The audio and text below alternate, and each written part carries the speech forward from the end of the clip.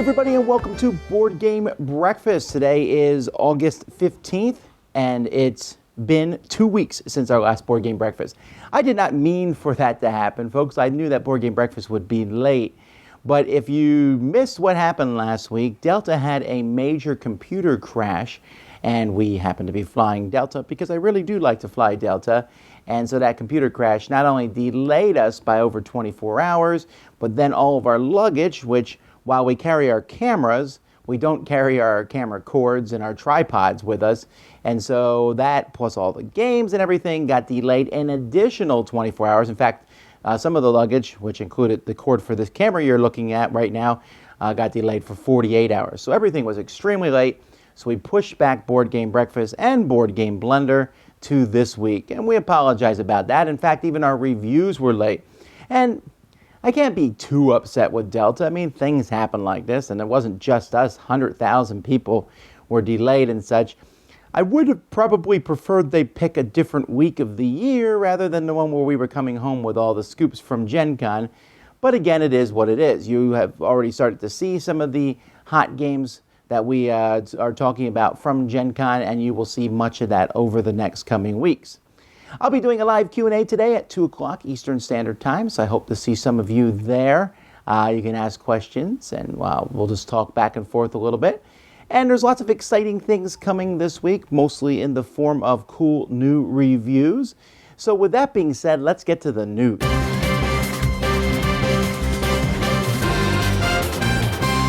Now, there is a ton of news, and I'm going to miss some of it probably by accident, some of it on purpose, so we'll push some of it back to next week. And if you watched our live Dice Tower show, which you should watch because it was a lot of fun that we did at Gen Con, we had several announcements made there. So we'll talk about one of the announcements made there, which is Restoration Games. Restoration Games is a company started by Justin, who I know, he's in my local gaming group, and Rob Daviu, and they're going to go back and take older games that have expired and the licenses are available, like this game is Bonkers, Fireball Island, and take these games and kind of streamline and make them something that you can play today. I'm actually very excited about this idea. Some of these older games, Fireball Island, I would really like to see. You can go to the website and vote on which games you would like to see come back, Fireball Island, so that would be fun. Z-Man Games announced Flick 'em Up Dead of Winter. I actually thought this was a joke when they showed it to me. It's not. They've taken Flick 'em Up, the Western-style flicking game. They've added the Dead of Winter theme that from Plaid of Hats, and it's a zombie game. In fact, there's a zombie dice tower where these zombies are at the top, and you pull a lever and the zombies come down and hit everybody. It's entertaining looking. I like Flick 'em Up a lot. This seems a lot less dark maybe than Dead of Winter, but that's coming out, I think, next year. Cool Mini or Not has acquired Zombicide. You might think, haven't they always had a Zombicide? Well, sort of. They worked with Guillotine Games, which had the rights to Zombicide. Well, they basically have bought Zombicide, so they now own it completely. And they're also going to be distributing Good Games, which is an Australian-based company. And they had Monstrous, a card-throwing game, and then a game that was getting some buzz at Gen Con, Unfair. Eric Lang won the Diana Jones Award. This is an unusual award that I'm still not quite sure how it works, where they just pit the best things in gaming that year. It could be a game, in this instance, a game designer. Sometimes it's a website, but they picked 5 things from RPGs, anything tabletop gaming, and Eric Lang won that. That was handed out at Gen Con. Stronghold has announced Sola Fide, which is a joint game they're doing with Spielworks, and Jason Matthews is a designer. This is coming out next year for the 500th anniversary of the Reformation, and it is going to be, looks like maybe in the vein of Twilight Struggle type thing with Reformation. Oh, it could be really good, so I'm very excited about that one. Nauvoo Games, they've done Stockpile, which is a great stock market game. They've acquired the license for The Reckoners, which is a book series by Brandon Sanderson. I've read his finishing books for the Wheel of Time, so I don't know anything about this book series, but it is interesting. They're a small company, but they're an excellent first game at least. Arkham Horror LCG has been announced by Fantasy Flight Games, surprising no one because this was leaked a while ago, but we know more information now. The designers are Nate French, who did the Call of Cthulhu LCG, and I'm kind of curious to see how this will be different than that. I think this is more of a co-op nature. and Matthew Newman, who did the Lord of the Rings. And I wonder how close this will be to the Lord of the Rings card game. If so, probably will do well because people like that game that much. Dixit Revelations has been announced. Yes, another Dixit game. But this one here shows the artwork of Marina Kudray, and I really like how she draws things. It has this kind of old-timey, I don't know how to explain it. You can see the pictures here. It just looks really cool, and I'm looking forward to trying this one out. Greater Than Games has announced Fate of the Elder Gods, because why not have a Cthulhu game everyone else does? This one's by Richard Launius, and you are a bunch of cultists trying to get your Elder God in first. Definitely not a co-op game like many Cthulhu games are, in-your-face style things, so that looks like it's a lot of fun. Let's see, the Manhattan Project card game came out at Gen Con, and another one, Energy Empire. This is not an expansion to Manhattan Project. It is a new game involving dice. I was able to see an early copy of it. Looked very interesting, both those from Minion Games. Ghosts Love Candy is a Kickstarter that fizzled out because the company that did it, Fifth Level Games, went out of business, went bankrupt, but this game has been rescued by Steve Jackson, so good on Steve Jackson, and will be coming to you through them. Fantasy Flight announced a lot of stuff. Okay, we talked about some of this in the weeks past. They've announced New Angelus, which is a game set in the Android universe, Android Netrunner, Android, etc. And this one looks really cool. It looks like a lengthy game where players are going back and forth. The box cover is one of the best I've seen in a while, so I'm excited about that. And they've also announced Game of Thrones Hand of the King. This is a Bruno Catala game. This one, I don't know much more than that. It's a shorter Bruno Catala game.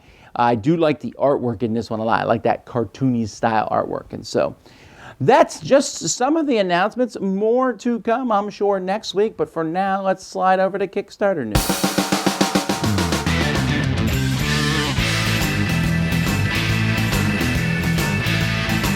Happy breakfast, everybody. Hopefully everyone is recovering from their Gen Con and Gen Can't adventures.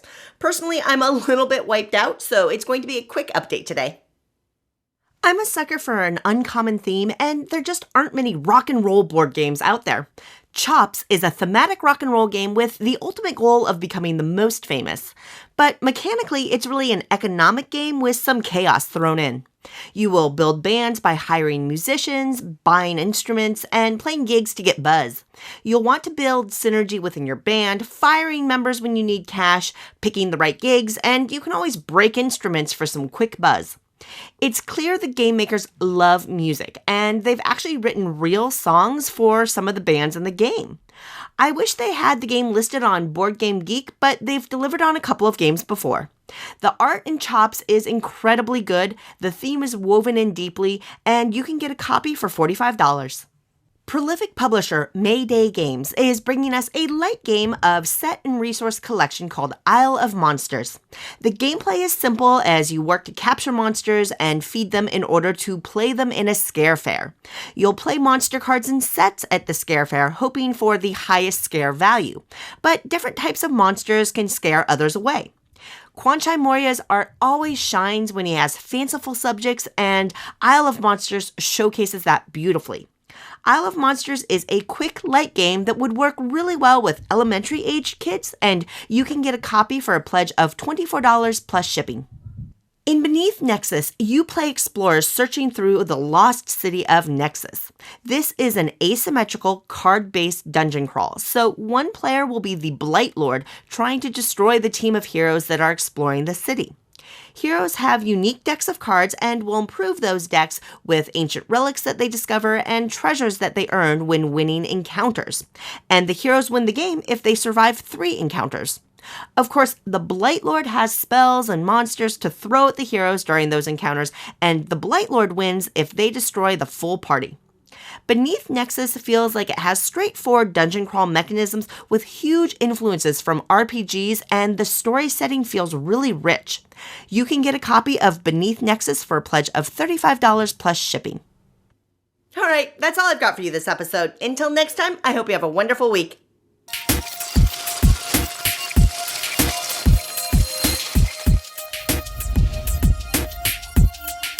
So typically when we talk about IPs for different types of games, The game itself always has to take its cue from whoever owns the IP copyright. But today we're going to talk about a very specific way in which tabletop gaming steered the course of the Star Wars franchise. Pursuant to its new film and TV series, Disney revealed that everything in the previously titled Expanded Universe would be discarded as canonical and relegated to the status of Star Wars Legends. So nothing is Star Wars canon anymore except for the 6 movies and the 2 TV shows, Star Wars Clone Wars and Star Wars Rebels. However, Disney had an internet-breaking moment recently when they revealed that the most popular character in all of the EU was going to be brought back for Season 3 of Star Wars Rebels, namely Grand Admiral Thrawn, who was introduced 25 years ago in the Heir to the Empire book series. So, what does this have to do with board games? Well, there was a period between the early 80s and the late 90s where there was no new Star Wars stuff coming out, except for from West End Games, which owned the license for doing Star Wars role-playing games. This is a period known as the Dark Times, and for a lot of alien species or planets or pieces of equipment, so on and so forth, minor characters you see in the background that don't have a name, don't have an action figure, West End came up with the names for those characters. For example, Greedo was just Greedo until West End came up with the term Rodian, and then it's just been used ever since. The Star Wars Sourcebook RPG supplement became so valuable that it was the canon Bible for writers, toy makers, and others regarding the Star Wars universe. That's pretty good for a little RPG. Even in X-Wing today, there's that smuggler Rourke Garnet, who was first introduced as the sample character in the Star Wars RPG by West End. There's an extremely good video about this by the YouTube user, let me see if I say his name right, Capt Courageous, where he goes into the history really well, and I recommend you check it out. What are other ways that games influenced their intellectual property? Put it in the comment section below, and we'll see you on the flip side of the galaxy.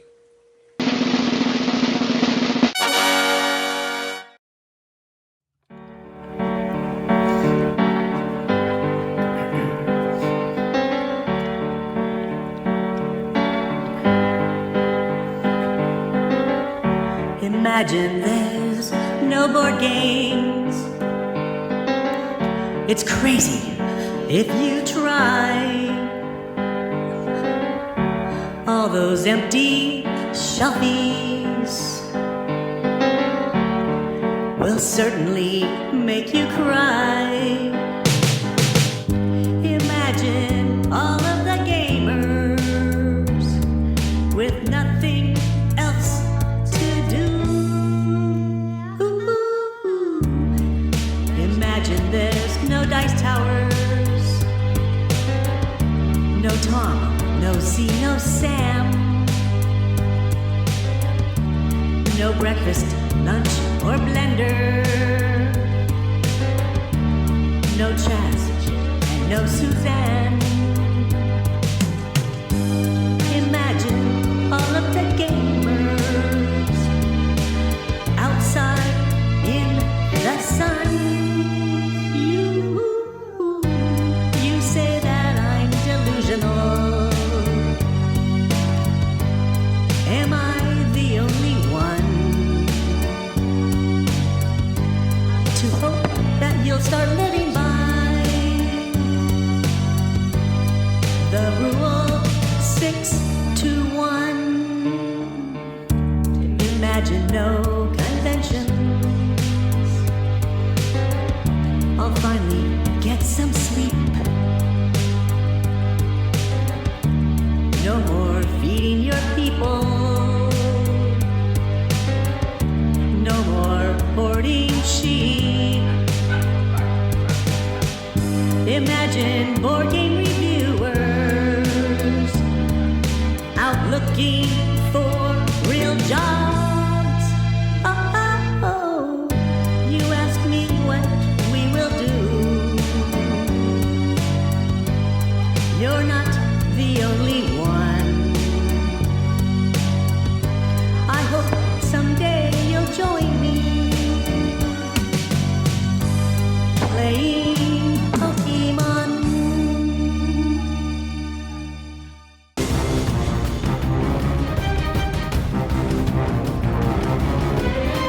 That's right, it's contest time. Woo! And folks, this is a great contest. we're going to have a contest here on Board Game Breakfast, and if the winner is going to get a $50 gift certificate to Cool Stuff Inc. Now that's cool, right? But you're like, that's not a contest to be that excited about. But it is, because if you win this contest or you win one of the other contests that's going on the Dice Tower Network, whether it's Board Game Blender or the Dice Tower Audio Show or many of the other podcasts on the Dice Tower Network, each of those is also going to have a winner for $50 gift certificate, which gives you a lot of chances to win. But I'm going to take all those winners and randomly draw one of those, and that winner is going to get $1,000 gift certificate for Cool Stuff Inc. Have you ever spent $1,000 on games? Do you wanna? I do. So how do you enter such a contest? Well, first of all, you need to enter this contest in August 2016. If I get an entry in September, it's out. So you need to do this sooner rather than later. You need to email me at dicetower@gmail.com, and in the subject line, you need to put the words breakfast space 1000. That's it. So breakfast space 1000. Very easy. Breakfast space 1000. If you put anything else in your subject line, it will not count towards the contest at all. And in the body of your email that you send, tell me something that you love about Board Game Breakfast, your favorite thing maybe about Board Game Breakfast, and an improvement you'd like to see in Board Game Breakfast. And so we're always trying to get better as time goes by. So all those will be taken, and I will be drawing a winner for those in a future Board Game Breakfast. Make sure you get this done. It is a fantastic contest. We want to thank Cool Stuff for sponsoring it. Can you imagine 1,000? Some of you are probably over there right now adding up all the games that you would want. That's a lot of games. Anyway, I look forward to hearing from you. Let's move on.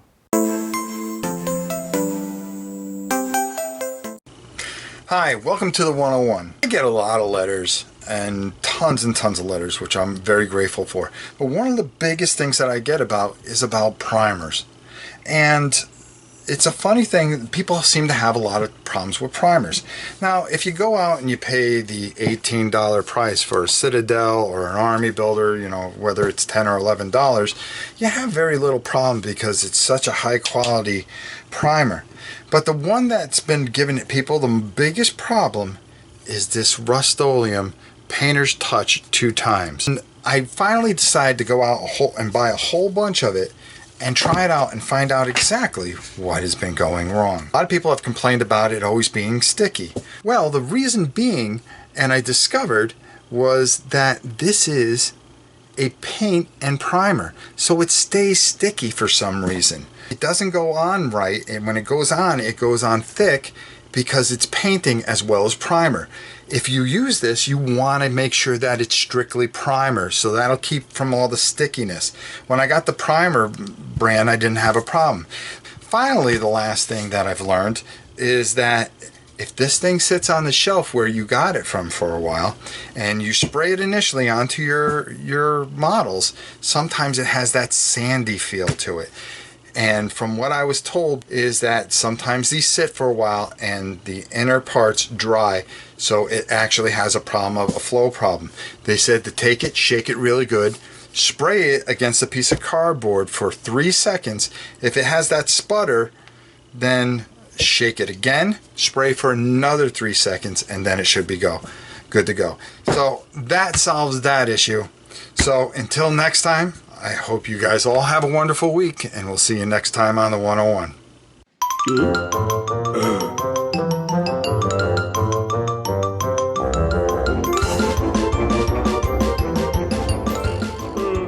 So this week, you're going to see more reviews coming out. We're taking a look at some of the games that came from Gen Con. I'll also be taking a look at the new Mansions of Madness, but I'm also going to be filling in the cracks with a lot of different little kid and family games because I like to talk about those games too. So we'll be talking certainly about some of the new hotness, but also about them.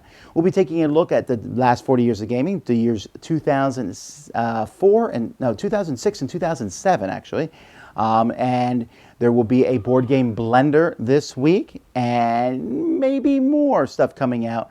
We're like I said, we're working on getting reviews done. We'll probably have second thoughts on Seafall, which will probably be different than our first thoughts. So certainly come back and keep an eye on that. It should be an interesting week. Lots of stuff coming out from us. Of course, you can find the Dice Tower show and the Lots of other great podcasts on the Dice Tower website at dicetower.com.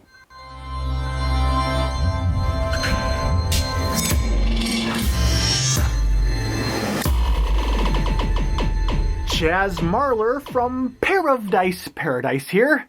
And the lights are dimming and the doors are closing on Gen Con 2016. And you know what that means? We're just 100 days away from BGG Con!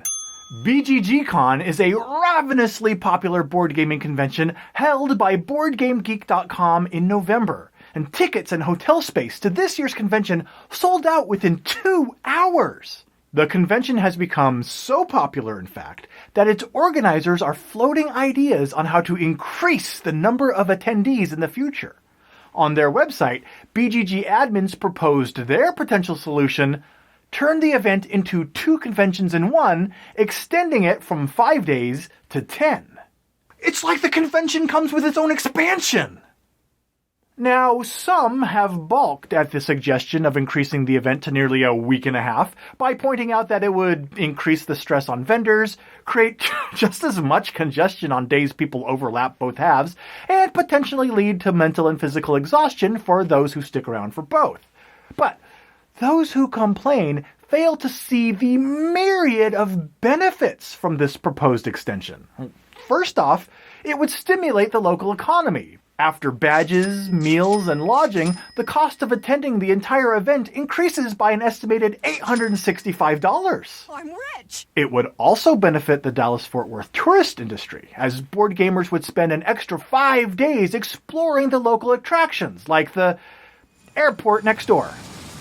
The international airport.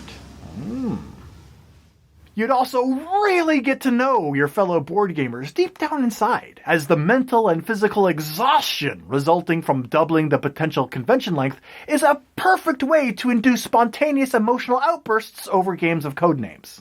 No, Kevin, I said Batman 3, not Bantam 3. Why would I think that Oracle, Penguin, and Robin have anything to do with birds? And don't forget the opportunities for crossovers with other industries. With the prospect of being away from their families for an additional 5 days the weeks before Thanksgiving, BGG Con could save gamers an extra stop by having divorce attorneys on site at the convention. And that is just the tip of the completely not insane list of fantastic reasons why doubling up BGG Con is an excellent idea. It seems like the only alternative that the BGG admins haven't considered is to save everyone's time, money, mental health, and logistical nightmares by simply moving the event to a larger venue. Because that approach would be just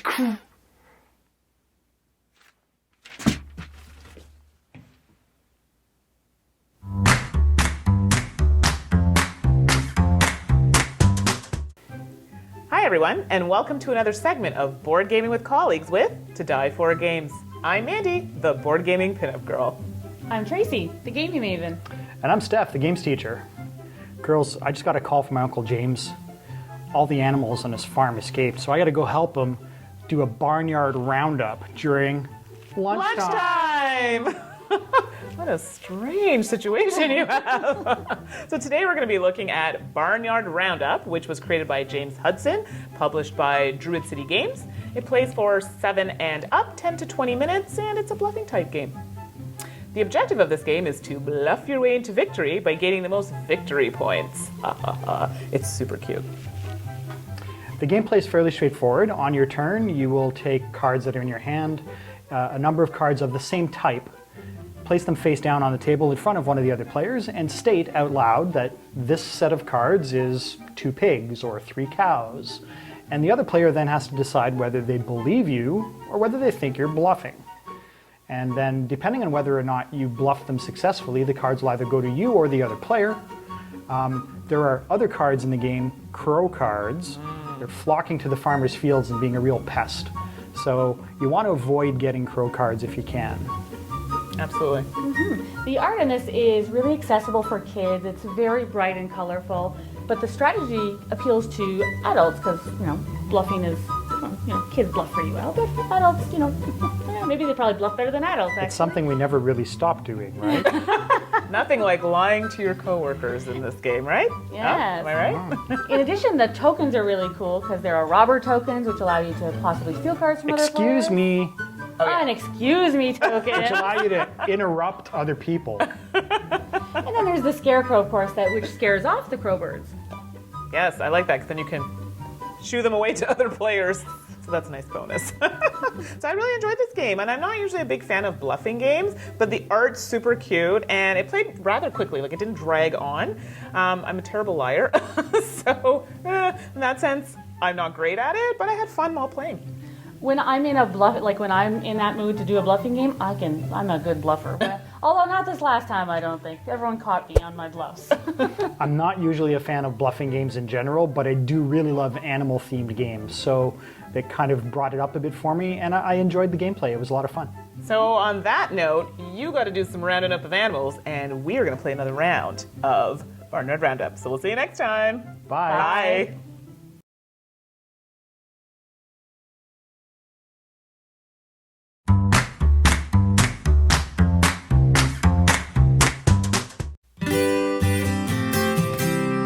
So it's summer here in Britain. Just gorgeous out there.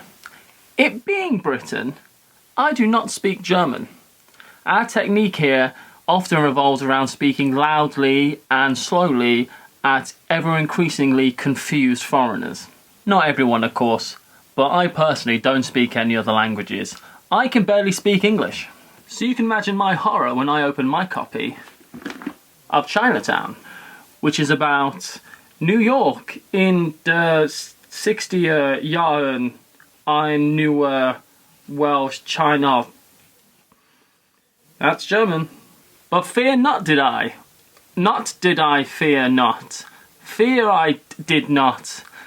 Fear I did not. But no matter. And after about 34 seconds of trawling the internet, I found the Board Game Geek page for Chinatown, where, as you scroll down, you can print off a complete copy of the Chinatown rules in good old-fashioned English. Place thine chit upon thine board, and flirtle your top gandle, grundle wurzel, cord wangle. Actually, the whole thing couldn't have been easier, and Chinatown's become one of my favourite games. And since then, with a bit of research, I've bought loads of games that are in German. Habe Fertig, German.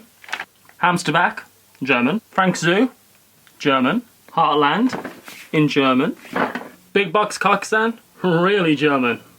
Radishes. Notre Dame, German.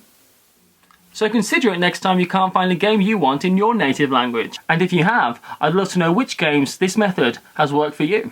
Cordle the spriget flange with barley wort and minced worrel.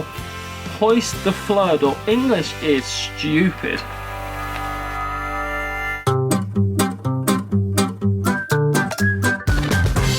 Now, there's always been the age-old controversy of the local game store versus the online game stores. And I'm not trying to get into that today. Today we're going to talk about the big box stores. And in this case, we're talking about Walmart, but very specifically Target. Now, the 1st of August, Target introduced, I think, 50 exclusive games that only Target has. Now, for the most part, you are not going to care about most of these games if you're watching this show. Many of them, it's not that big of a deal. But they did have some games that were a big deal. They had the new Ticket to Ride First Journey, the kids game, the Machi Koro new version, Bright Lights Big City. There was the Oregon Trail card game, which doesn't look like it's worth getting. There was a new Codenames, the adult version of Codenames. And so there was a few games out there that's like, hey, this is the only place to get those. And so how does that work? Was that good for the hobby? Well, whether it's good for the hobby, that one's going to be hard to say. I will tell you this. When a publisher is approached by Target, and I've talked to publishers who have been approached by Target, Target comes in pretty hard, and they offer to buy a good chunk of games. Usually Target offers to buy as many games as a print run will do, period. And they're willing to buy up front those games. That's a hard thing for a company to pass up. You know, you can talk about, oh, the company should stand true to the local game stores that's growing the hobby. Well, first of all, while I think local game stores are growing a hobby, I also think Target is growing a hobby. Because people always go to these game stores and buy games. These stores, every time I'm in Target or Walmart, I see people just perusing down the board game aisle, looking for something to buy, and I'm glad that they're getting better. Target's game shelf is light years better than it used to be, and I'm really glad for that. So I'm glad that the executives at Target are interested in getting good games on their shelf, from X-Wing that they got last year. They have Catan and Ticket to Ride. And I really enjoy it. In fact, when I went to find the new Ticket to Ride First Journey, I mentioned it to the lady. She said, oh yeah, we got Ticket to Ride.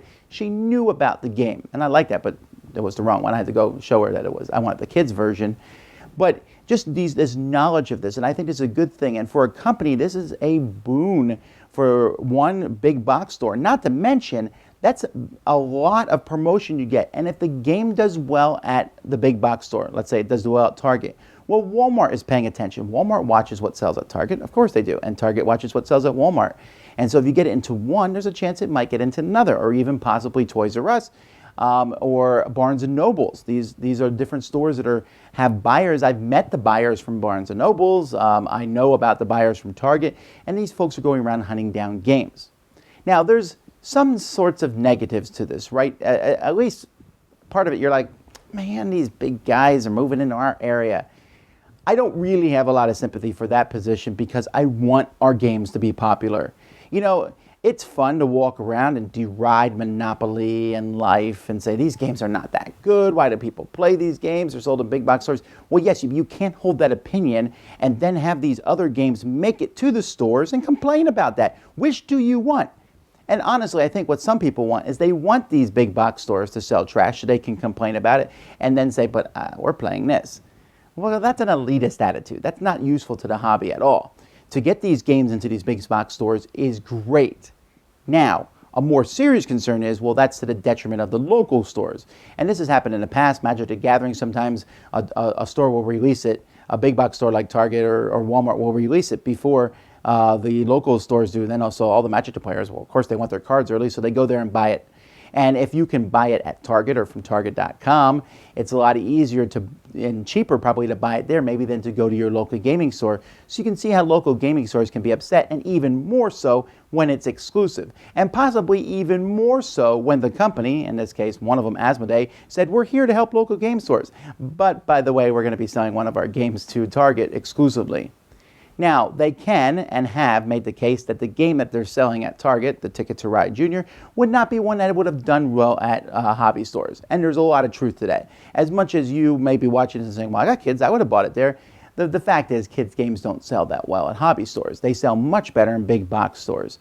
And you say, well, why make it exclusive? Well, again, that's because Target came in and said, we'll take this exclusive, but then we'll buy this many copies.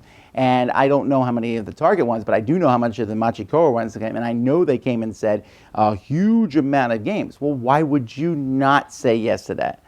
I was there when Target wanted to take up one of the new game for the Dice Tower Essentials, Speechless. They wanted that to be exclusive, and I had to decline that because we wanted the game to be available to everybody through the different stores. I mean, we're sponsored by Cool Stuff. It'd be odd if we didn't have that, you know, if we had an exclusive game at Target. But at the same time, they offered to buy a good chunk of copies straight up right down. That's pretty impressive.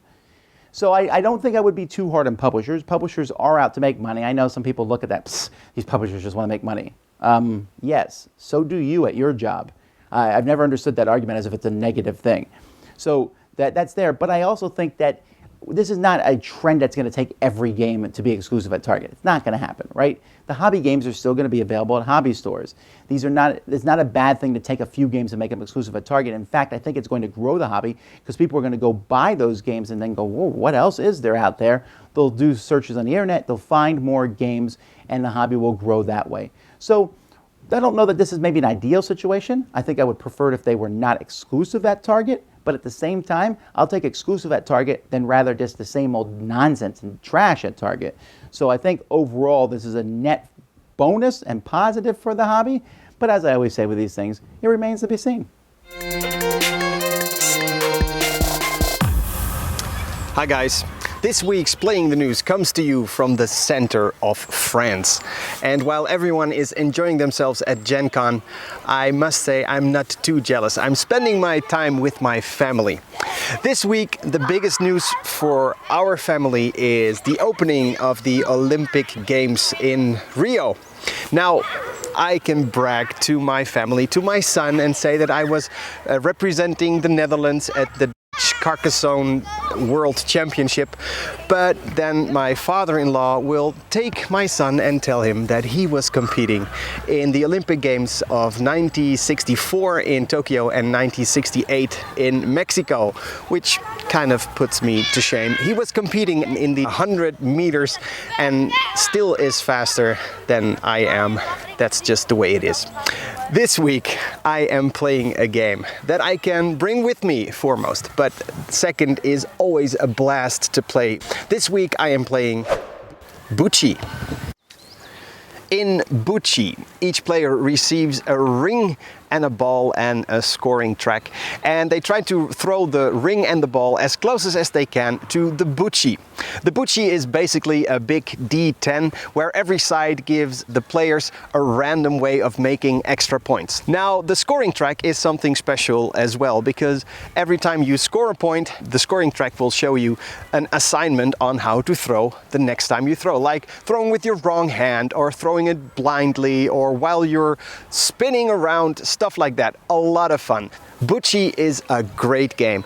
We love playing it. Doesn't matter where. You can play it in the woods, you can play it at the beach, and we always have it with us. So I hope you enjoy your summer, enjoy the Olympics. I enjoy playing Bocce. Thanks for watching, guys.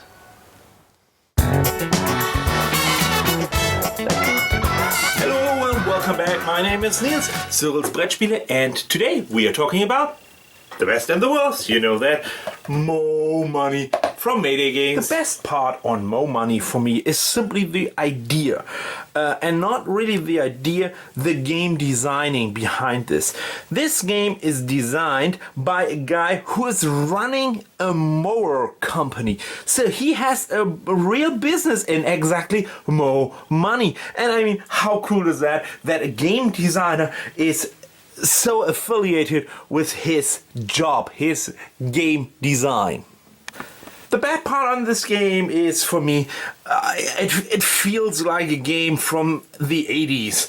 It's just bidding on one of these properties here. This is set up for 6 people. So bid up on B and E because you definitely want these properties here. Chip in your cards under there here. You have all of these cards under here, chip it in, and that's your bid for it. It says what you have to bid, and that's the whole game. Then there's a little bit of a competition for these properties to get the reputation out, and when you win, you get the card here, and you get the reputation points from here. You can also chip in that later on, but that is not the biggest thing. With 6 players and 5, it's cool. There's a little bit of a winning and a competition about that, but it's definitely not a 1, 2, 3 or 4 player game, so you need a large group to have at least a little bit out of it, and for me it fell too short. So there are much more better games out there with a little bit of poking each other than Mo Money. That was my personal favorite of Mo Money and my worst favorite of Mo Money. See you next time. Niels, Cyril's Brettspiele. Bye bye. Okay, first we're going to be taking a look here at Unicorn Poo. This is, yes, it reminds me of a very popular commercial on TV these days, but this is, yes, it's Unicorn Poo, and they're like these little rubbery type, not rubbery maybe, but soft plastic pieces that you can use in place of, I'm going to use them in Carcassonne. It's silly, it's ridiculous, but I like having them. I don't know what the point of them is, perhaps, other than to replace things. It says you can use them for currency. I don't know if I can use them for currency, but that's what that. Then from Gameland Games, we have bullet-shaped dice. Now, bullet-shaped dice are just exactly that. You get 5 of these dice. They're 6-sided dice. They have these gray tips on them, and you can roll them. So let's say I roll these. Here I get a 1, a 5, and a 5. I'll roll them again and get a 5, 6, 1, and a 5. I'm rolling a lot of 5s. A 5, 4, 4, 4. Woo, look at these rolls. 5, 6, 1, 6. Do 2s and 3s exist? There's a 3. So These are simple fun. They come from the game Tiny Epic West. But this is, you can buy these separately, and I really do like them. I'm always a fan for cool dice. I can think of a lot of places I can use these dice in, like maybe Carson City or something like that, so that's neat there. Hi,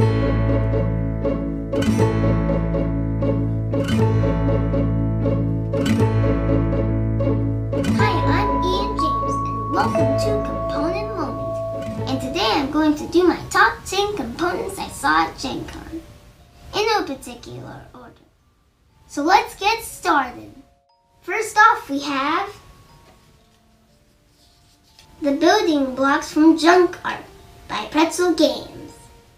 Next up, we have the Meeples from Flag Dash by Peacekeeper Games.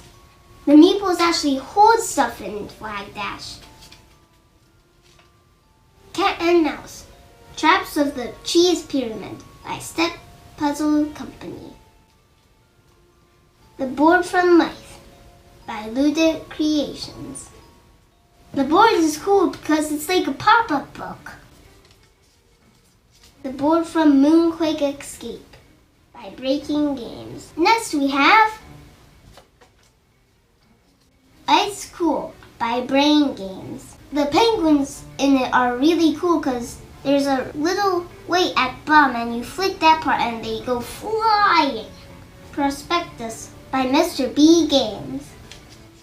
Potion Explosion by Cool Mini or Not.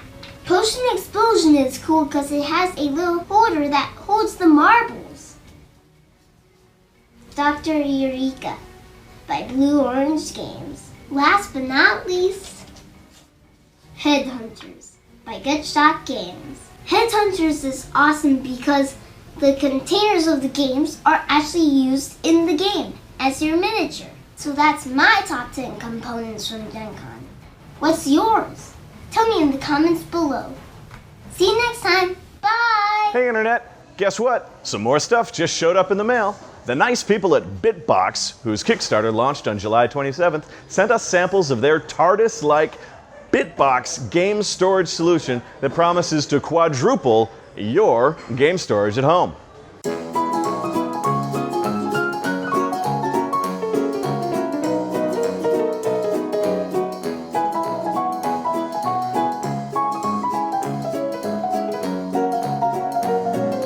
If you're a regular viewer of Tom Vasel's Board Game Breakfast, then you've probably already seen the Bitbox Kickstarter campaign mentioned on Suzanne's Crowdfunding Round-up segment.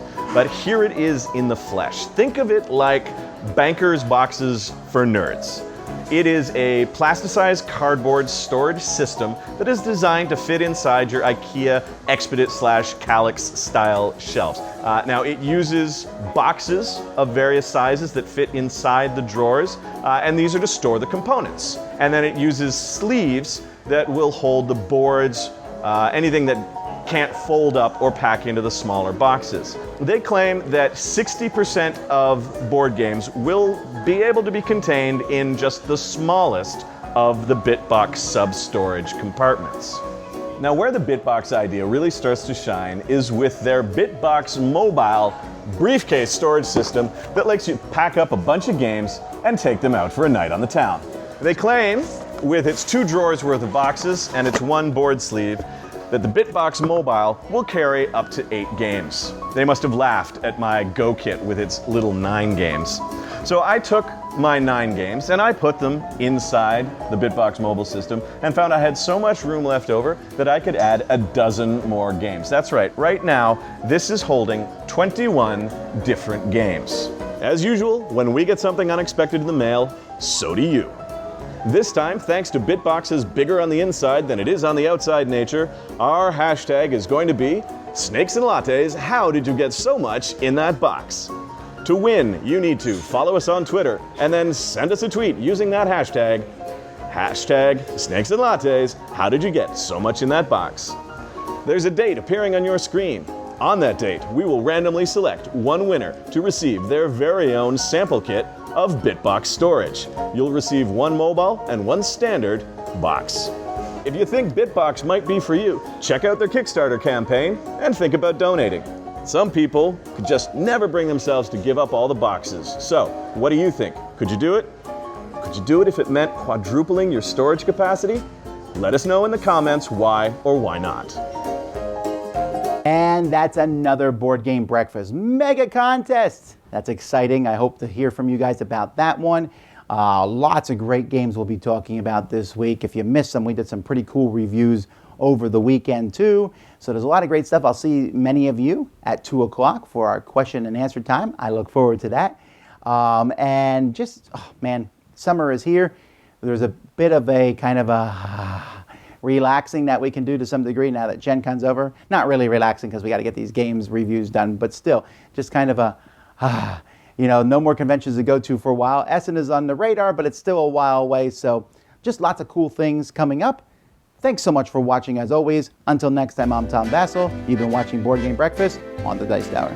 Thanks for watching Board Game Breakfast. Tune in each week for your daily dose of gaming goodness with Tom Vasel and all the gang.